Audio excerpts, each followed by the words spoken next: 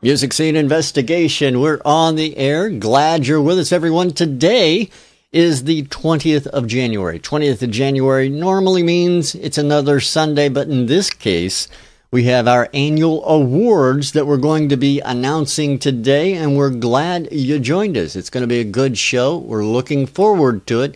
Certainly hope you are. We've had the votes up since early November. In fact, the first or so of November, the first week anyway, and I have the finals right here. All the information you could ever want to know about who won and who didn't, and you never know. Could be your name we're announcing. And before we get into that, I want to bring both Ian and Tom in with me. Ian, I hear it's snowing there like who wouldn't have it, so give us an update on the snow. It's white and cold and falling from the sky. Quite wet, I understand, also. Yeah, it does get wet once it melts. I hear it's made of water. Correct, yeah. I mean, how much do you want to know about snow? No, we don't want to... Every crystal is individual. I want to know how much snow you've had over the last couple of days. Well, it's been snowing today for about 12 hours solid, but it's very fine snow. It's not big flakes. It's just very like icing sugar over the landscape. All right, well, that's good. It's not a detriment to travel. Yet. That's when it freezes tonight and it becomes like an ice rink. Right. And then the whole of England decides that, you know what, we can't do this. We're not Canadian. We're not American. We're certainly not Eskimos. We're going to shut the country down. Well, you know, could be worse. You could have 4 feet of snow on the ground. I heard in some places they have 2 feet, so it happens, right? Indeed, they do. By the way, do you like my T-shirt? I could eat a horse. Now, what's this shirt signify? Well, first of all, I'd like to thank my friends over at Balcony Shirts over in Uxbridge. We've got Lee Hegarty from the shop joining us next week as a guest, not as a T-shirt expert, obviously, but as a musician. And they tweeted out, and he wants to win a shirt, and I retweeted their tweet, and twatter later, I received a T-shirt. Very cool. You are getting to be the shirt aficionado here. Paul probably trumps me on that. He's got sponsors and all that sort of stuff, but, you know. Yeah, we're going to talk to Paul in just a minute, but I want to get to Tommy. Tommy, I hear it's very nice where you're at these days. It's unreasonable, I tell you, for New York weather to be like this in January. This is my birth month and has a history of heavy snowfalls up until, the 1990s, mid-1990s. And last year we had a lot of snow, but it's about 50 degrees, very sunny, much like a spring day. And I feel for Ian. Very little, but I do.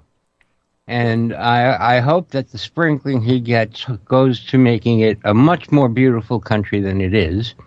And he enjoys Wait. You're not saying or insinuating in any way that England or London, more particularly, is not a beautiful location, are you? Are you insinuating that? No. I'm just saying everything looks nice with a slight layer of snow on it. Ah, okay. You can insinuate it. You're right. No, but, you know, fresh snow, clean, virgin snow. I mean... There's no virgins around here, mate. Yeah, I was just about to say, God knows what it takes to find a virgin where we are. And...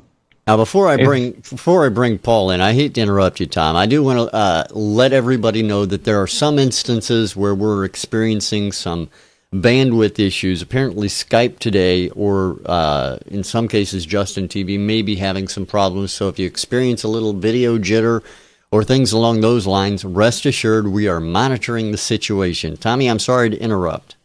Yes, we're not doing anything about it. We're just watching it. That's correct. It's all we can do at the moment.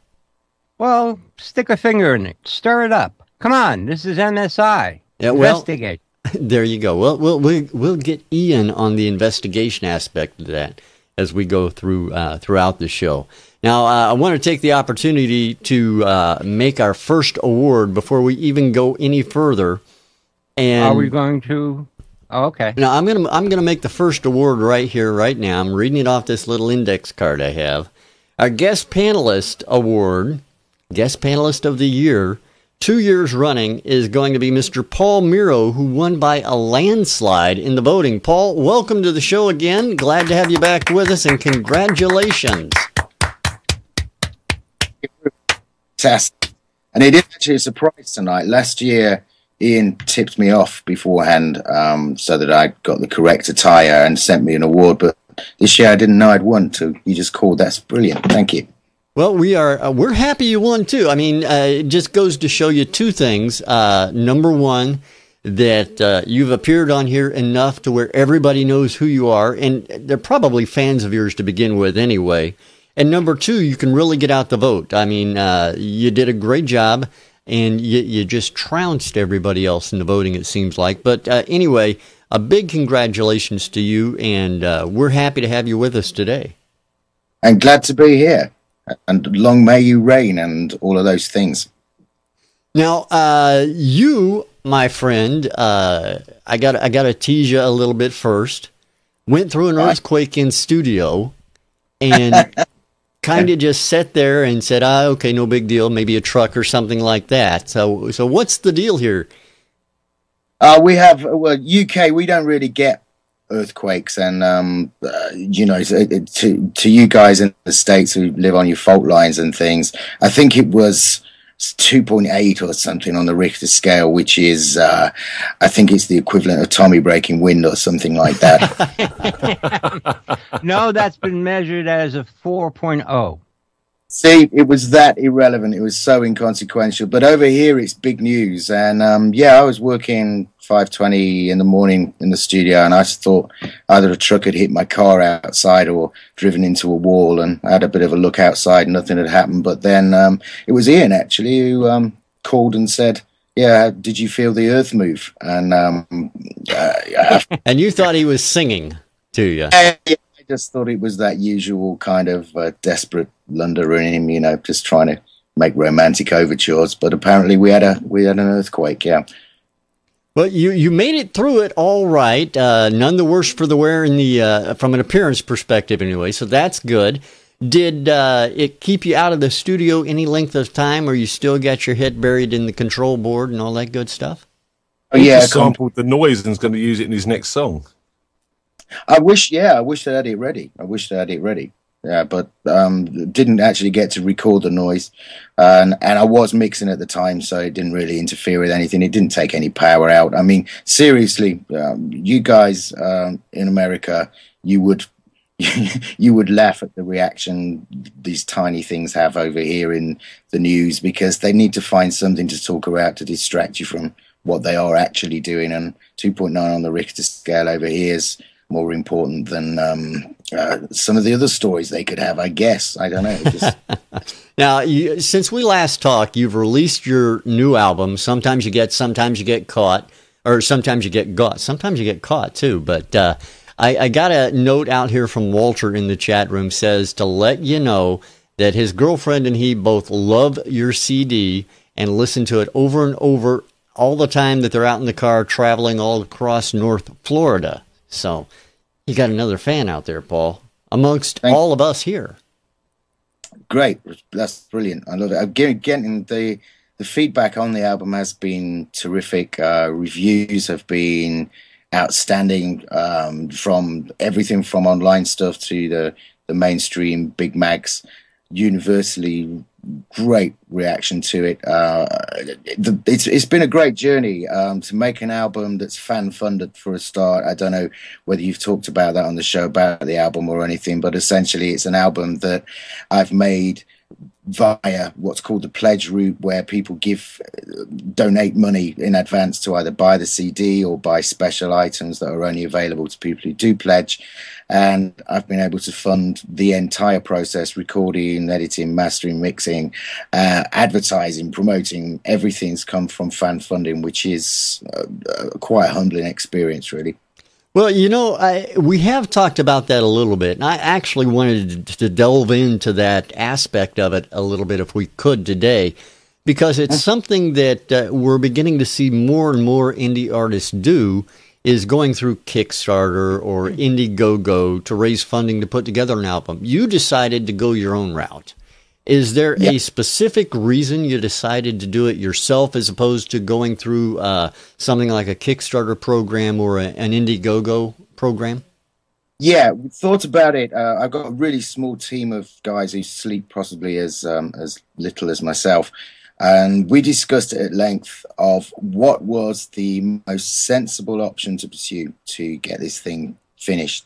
And I also had conversations. One of the main guys was a guy called Willie Dowling, who produced the last Ginger album, the thing that whatever it was called, 555 or whatever. And Ginger had this amazing response to his pledge fund. It's called 555 because he got 555% of his target. And the problem is whilst that's fantastic because he's a much higher profile artist than most of the people who go via the pledge route, the problem is if you're in a position where you don't have any independent money whatsoever and you've not started on the project, number one is you don't get any money from any of the Kickstarts until you've achieved 100% of the target. My thing was, because there was no aggressive marketing and nothing high profile going on, I didn't want to be in a position where I couldn't start work on the album until I'd attained 100% of the pledging. The way that I did it independently was every penny that came in meant that I could get the project moving immediately. And it was complete by the time I'd reached 100%, which was something that I really wanted to ensure that there'd be no doubt. Your other thing is if you don't achieve 100% on any of the Kickstarter sites, then you don't get a penny. It's all returned to whoever's invested or whoever's pledged, and you don't get to make your album. I didn't want that to be a possibility either. Number two is you got to look at these, they take 15% of everything that comes in. Number three, there's another 10% that they take for their charitable donations. So essentially you're only getting 75% of what you are looking for. So you've got to look for a higher target if you want to be honest. And number three is I wanted to have complete control over distribution. Now, whilst you are the person who ends up mailing out all of your stuff from your wherever you store your stuff, even if you do go through one of the main pledge sites, their databases are notoriously inefficient. So, for example, I had about 9 options on my website. Things like you could pledge for lyrics, you could pledge for bonus tracks, you could pledge for stuff that wasn't going to be officially released, albums, signed album, blah, blah, blah. Tons of stuff that were specific. And I had separate databases for each. So whoever pledged, I had labels that were automatically printed on separate little things. Now, this might sound like a real minor consideration, but when you're talking about thousands of things that are going out, right? If you've got something where you just get one long list, which is at present how the pledge sites work, you get one long list that you have to decipher who's ordered what, and then you've got to do all those labels manually. There are some issues there that I just saw being very, very time consumptive, and essentially I think I've gone the most sensible route, perhaps the most high maintenance up front, but my team are fantastic, so it's all works out well. Well, I tell you, I agree with you. It sounds like it would be a time-consuming back-end aspect of it and things like that, but you know, for a busy guy like you, that makes it even harder to get out and play live. Now, I know that for the last number of weeks, I've seen you out probably 3-4 times a week, it seems like, out doing gigs and things like that, until just recently. I know you're back in the studio working hard. When are we going to see you back out on the trail again? Well, I start gigging again towards the beginning of February. I've got about another 10 days. I'm doing a couple of local shows, but I've got about another 10 days with a project on that I have to get completed in the studio. Then I'm going to be doing quite a few solo shows. What happens after that, I don't know. This year is going to start with a little bit of rethinking. I can't allow this year to be as shall we say, divide and conquer as last year. I took on way too many projects last year and the year before. Basically, I'm that typical guy who, if I'm excited by a project, I can't say no. This year, I'm determined that that's not going to happen. I have, however, committed myself to a number of library projects that are going to take up a lot of time in the studio. I'm hoping that from the end of March, I'll be back out gigging virtually every night again. And by festival season, by the summertime, I'm already booked for quite a lot of festivals this year. So I'd imagine I'll be back up to my average of 230 gigs a year this year again. Now, we're looking forward to it. We definitely are. Now, when are we going to be able to see you back on line with us on MSI in the panelist chair? I know that's one of the things that everybody who watches the show wants to know, since they voted you, guest panelist of the year. Well, let's talk. Let's arrange a date, and then you can tell everyone when it will be. Well, I'll tell you what. I know Ian is close by you, right, Ian? Well, we're a few hundred mile away, Come on, but Ian, we're up. in the same country at least, yeah. So Yeah. Ian can work out details on that, I think, right? Well, I mean, it's quite simply my people will contact his people. This is how it works. And by your And people, you then- mean you.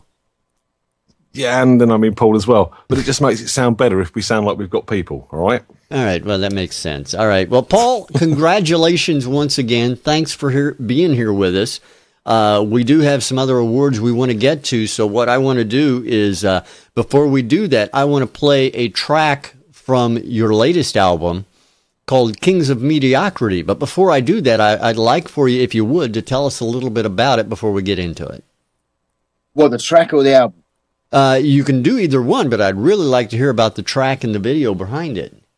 Okay, right. Kings of Mediocrity. I think it's a brilliant song, by the way. Thank you. That song started out as a bonus track. There was an option on the Pledge site that there's kind of like a mini album that was only available. It's not going to be released commercially, and so there was a 13-track album, and there were 8 bonus tracks. And Kings of Mediocrity, great hooky tune, all really targeted at talent shows, really. It's that kind of thing that most musicians and many people who don't play also kind of are getting increasingly irate at the people who shouldn't be on stages taking up a lot of our airtime. I think perhaps it reached a clincher over in your country when a dog won one of the talent shows. I can't remember which one was it. American X Factor. X Factor. That was right. Wasn't it Britain's Got Talent? Yeah, Britain's Got Talent did, and also here in America, our America's Got Talent had a dog act that won, I believe. Yeah. Right. Yeah. So yeah, when you get into that point, you have to start asking questions, don't you? Really. And Kings of Mediocrity is just aimed at people who shouldn't be on stages making lots of money, getting lots of attention, and saturating the news with talk about their complete and utter non-entities, really. And I wrote it as a bonus track. Lots and lots of people who pledged for the album just said, please put it on the album.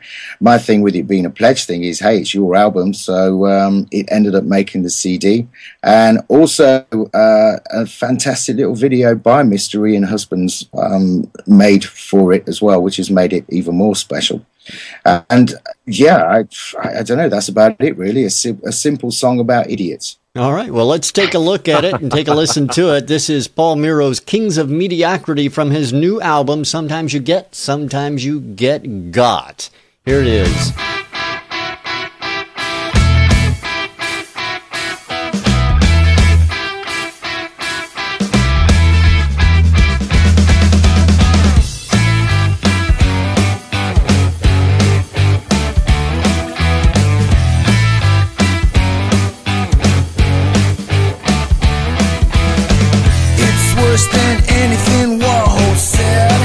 All the vacuous airheads, the new sensation, all the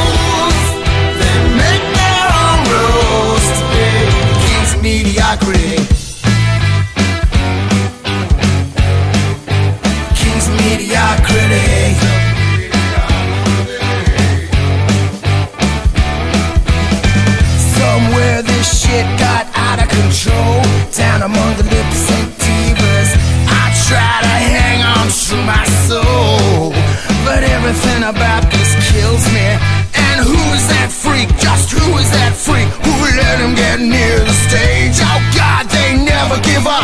They never give up. They never give up. Everyday fools are making the news, doing what they do, speak the king's mediocrity. Everyday fools, they make their own rules, speak the king's mediocrity. King's mediocrity. King's mediocrity. King's mediocrity.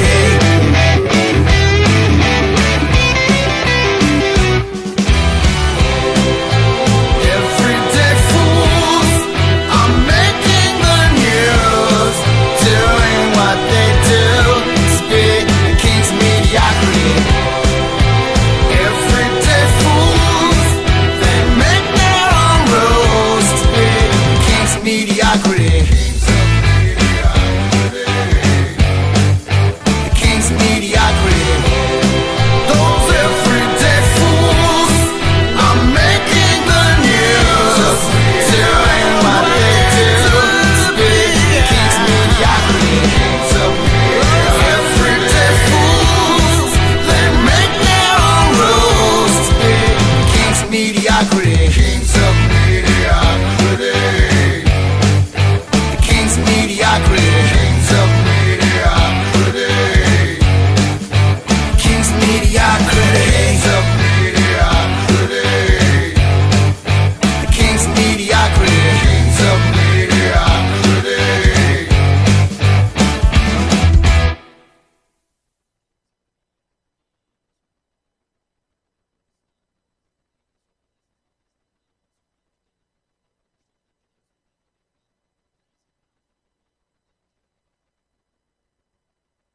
It was the title track of the album. I was sorry, I'm just answering people's tweets who are congratulating me on winning. The title of the album was, after we got our marvelous new government over here. I really don't like Tories, which I mean, I guess they're the equivalent of your Republicans over here, but even richer. And they got back, and I grew up during the last time they were in. And I just said this, I just wrote this line down, like, sometimes you get, sometimes you get got. Basically, the same guys are back, and they're going to bring their old cronies back. And I just started scrawling out these things, and I had the melody in my head for that, with that hook line, and it stuck. And that's, the album was either going to be called Esperando and Milagro, which I didn't think was perhaps a wise idea, with not being a world of Spanish-speaking people, or Sometimes You Get, and that's the one that stuck. That's the one you got. Yeah, that's the. All right, so there you go. Sometimes you get got. That's an awesome thing, by the way. We do have a couple of other awards we want to give out today, but I want to stop for a second and ask Ian, because we did have a show last week, believe it or not, and we ask everybody every week to be a witness, to let us know what you think about the music from the previous week's show. And normally, during the top of the show, we ask Ian about the polls that were placed, the votes that were placed in the poll from last week. So we're going to ask him now if he can update us on what happened for last week's poll in the Be a Witness area of our website at musicsceneinvestigation.com, where David Garlett's song, I Want to Eat You Up, was selected Song of the Week. So, Ian, what can you give us in the way of those results? Well, again, overall, the audience agreed with us, but there was some discrepancies. For example, best songwriting, 100% votes for song number one. But best performance, it only got 50% of the votes, with the other two songs sharing the rest. And best mix and production, it also only got 50%. So they didn't quite agree on everything. Well, I think that if I remember correctly, I don't think that the panel even agreed. I think we actually had to go out to the we went to the audience. Exactly. That's right, Tom. We went to the audience, and how unusual is that for MSI, Tom? I think it's only, let's see, we've been on 2 years about. I think it's only happened one other time, if at all. Yeah, exactly. So, Ian... That was the second time. Yeah, so there you go. I mean, something that doesn't happen every day. So there you have it. The next award I want to talk about, gentlemen, is our Most Requested Artist of the Year award, which has to do with MSI Radio. There aren't a lot of people who really know that we have a radio station that we stream 24/7 on Music Scene Investigation. What we did is we asked everybody to begin voting by making their requests on Music Scene Investigation's radio site, MSI Radio. And then we tallied those votes from the 8th of November until yesterday to determine who our most requested artist of the year was. Now, of all the music we have on MSI Radio, it came down to 2 different songs and 2 different artists, which really surprised me, first of all. And between those 2, they had over 70 different requests going to them. And the division between first and second was only 9 votes, which is amazing, in my opinion. And I'm very happy to announce that the most requested artist on MSI is, thank you for the drum roll, by the way, is Project Sirius with their song Philadelphia Experiment. And we want to send out a big congratulations to those guys. In fact, I know that, and Ian, you may have seen this too, I know they were out campaigning on Twitter and other social networks quite a lot, weren't they? They were, and it's a great song. It really does deserve a lot of listening. So go out there and request it some more on MSI Radio. Yep, absolutely. And you can make a request of any of the songs that are on MSI Radio very easily. Go to musicsceneinvestigation.com/radio. There's a request button right there on the page, and make requests to your heart's content. Now, what we're going to do is play Project Sirius and their song Philadelphia Experiment, as they are the most requested artist of the year on MSI. Here they are, everyone. Enjoy.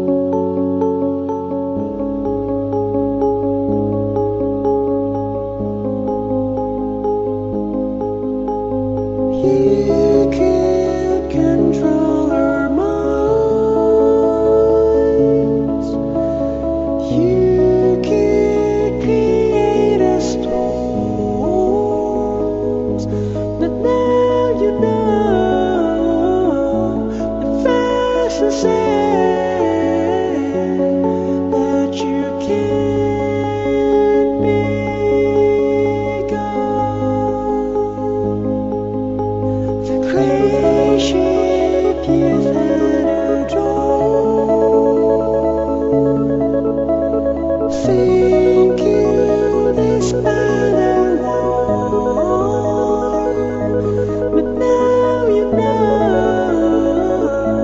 that God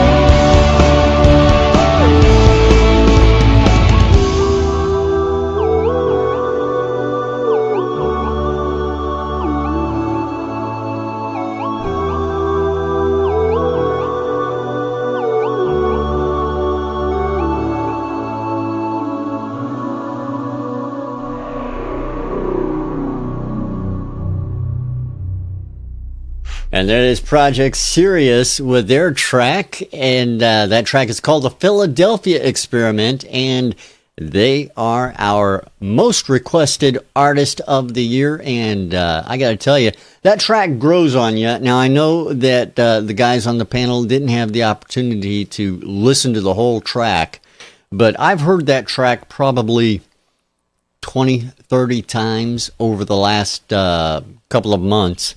And every time I hear it, I'm looking forward to hearing it again.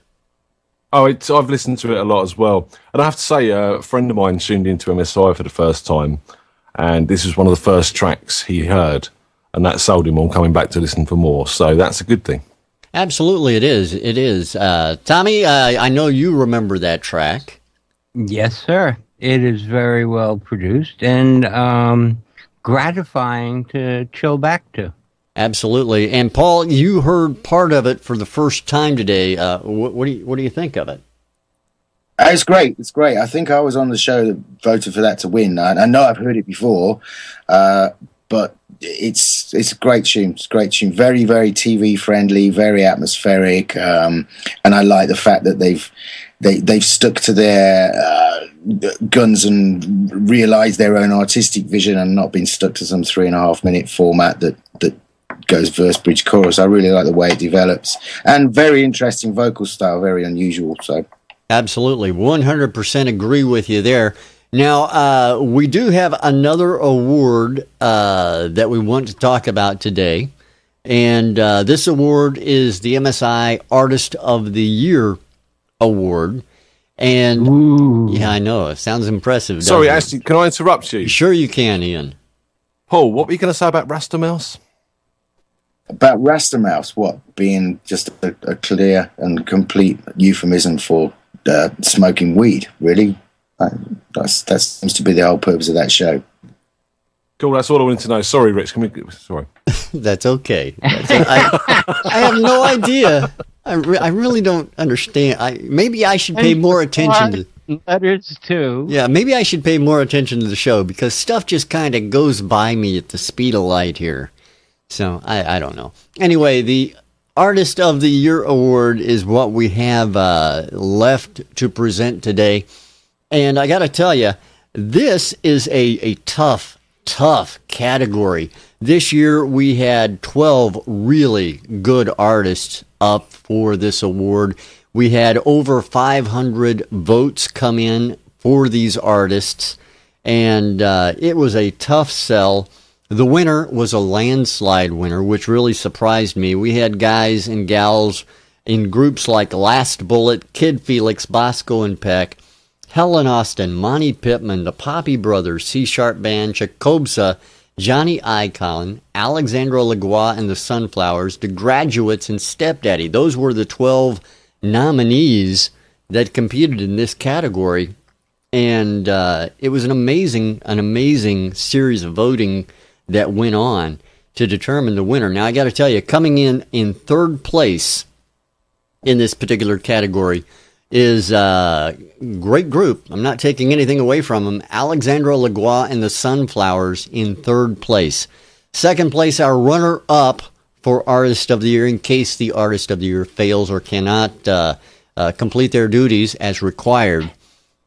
I don't know where that came from, but anyway, Monty Pittman is in second place.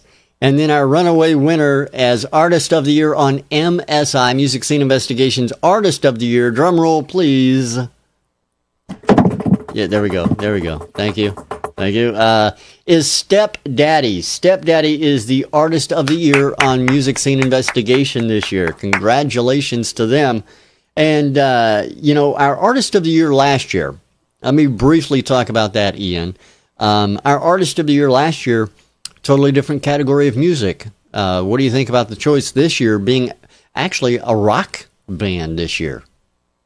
Yeah, I mean, it was a tough year. I mean, it really was a year of great music, not taking anything away from Jaguma from last year because the votes said it all, really, didn't it? But Stepdaddy and Monty Pittman and Alexandra Leguire and the Sunflowers, whatever they were called, all top quality music, and I mean real top quality music. A lot of time in the production, a lot of time in the mixing, a lot of time in the performances and the writing, and it really showed across the board. So tough competition this year, and I think Stepdaddy deserve it. And Tom, I know that the nomination process, normally what we do is we choose from, or we did this year, we chose nominees from our hit list winners. And because we started hit list in July, we had like 6 slots that we needed to fill with selections from the MSI team. We each chose 2.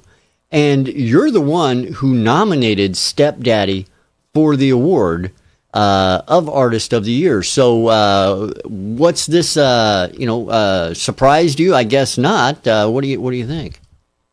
Huh?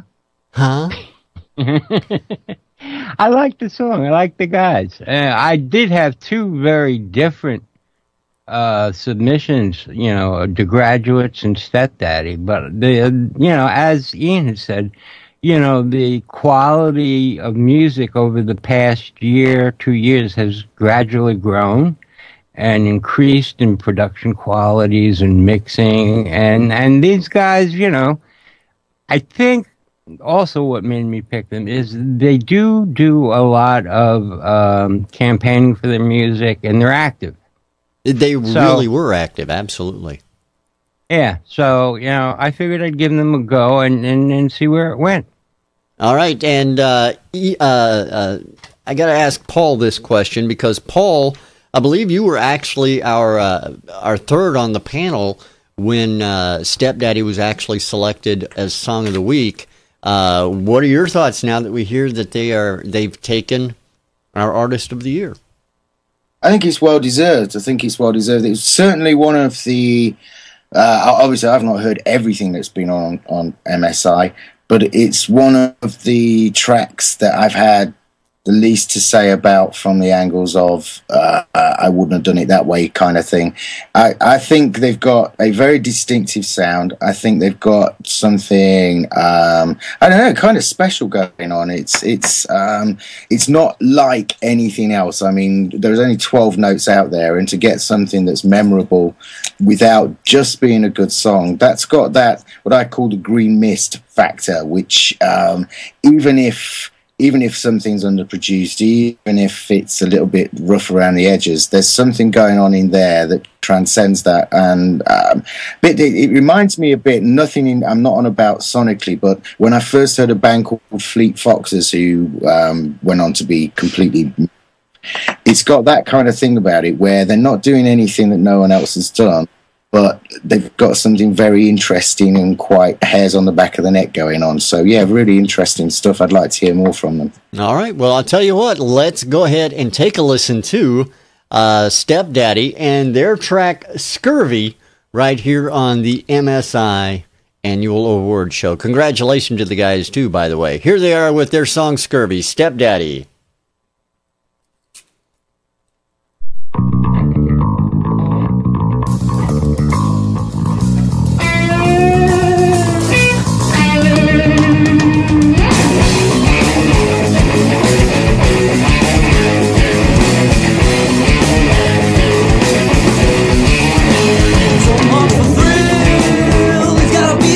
Set of eyes, as for the freedom that you wanted, you'll be begging.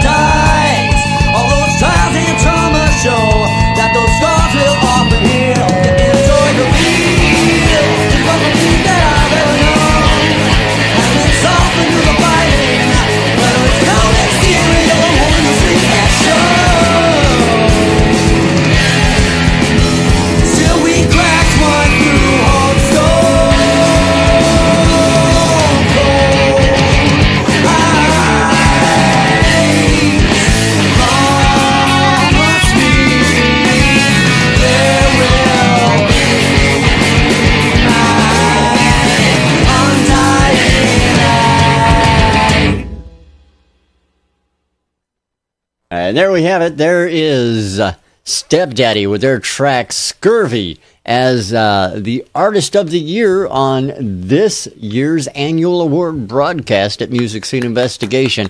A big congratulations to them and to all our award winners today, including Project Sirius, Most Requested Artist on MSI Radio, and Mr. Paul Miro. Paul, again, huge congratulations to you as Panelist of the Year. Good man, Thank you. good man. Thank you. Thanks to everyone for voting. Yeah, that's the key to it, isn't it? I mean, as a parting question, Paul, when you're up for an award, any award, not necessarily an MSI award, but when you're up for an award that hinges on votes from the public, that's another thing you got to do as an artist or as a nominee is go out there and work that to get those votes. What's the secret to it, Paul? You've done this 2 years in a row.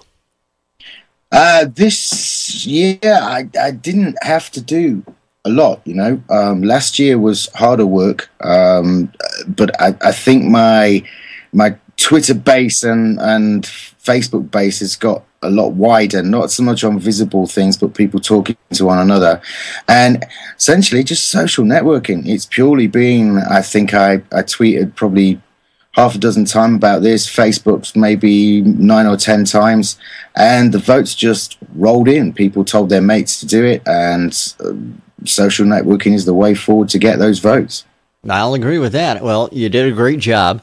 Now, I also want to take the opportunity to thank our partners and sponsors and some great people out on the net that we deal with week in and week out. First and foremost, I want to thank you, the viewer, everybody who watches us. Thank you for being a part of MSI, and you are a part of it. It's not just a one-way street here. We listen to what you have to say, and we look forward to hearing from you each and every week. We also want to take the opportunity to thank Sound Pro Live, the guys and gals over at the Live to Play Network. They do great work with us. We're proud to be a partner with them. The guys and gals at Butterflies Radio, another great partner that we work with, and the Indie Music Bus. Walter out in our chat room right now. He's all over the social network and networking world. The guy is a monster out there. So get on the Indie Music Bus and talk with Walter. Now, the guys and gals that compose, we want to thank them for their assistance as well. Am I forgetting anyone, Ian? Us. Us, yeah. All right. Well, I want to thank us too, especially Ian and Tom. Thank you guys very much for everything that you've done this past year to make it the success it has been. And it's been a fun year of music, and looking forward to another good year. We're definitely looking forward to it as well. Tommy, what were you looking at? I got another reward request coming in on the phone right now. Oh, really? That's it's probably the music police telling us we did something wrong. I wouldn't be surprised. That or Alana telling me it's time to get back in and record. Screw the show. Could be that, too. We want to thank everybody for being with us here today. Again, thanks to Mr. Paul Miro for hanging out with us. And really, if you haven't had the opportunity to go out and check it out, make sure you do. Get his new album. Sometimes you get Got. You can get it pretty much anywhere you want to find it. Go over to Paul's website and get it, paulmiro.com. Right? Right. Yeah. All right, so there you go. All right, thanks again, everybody. We appreciate it. We're going to be back next week with the regular MSI show where we're going to showcase 3 new artists, 3 new songs. Who knows what they'll be? They could be your songs. You'll have to tune in and find out. Thanks again for being here. We'll talk to you again next week.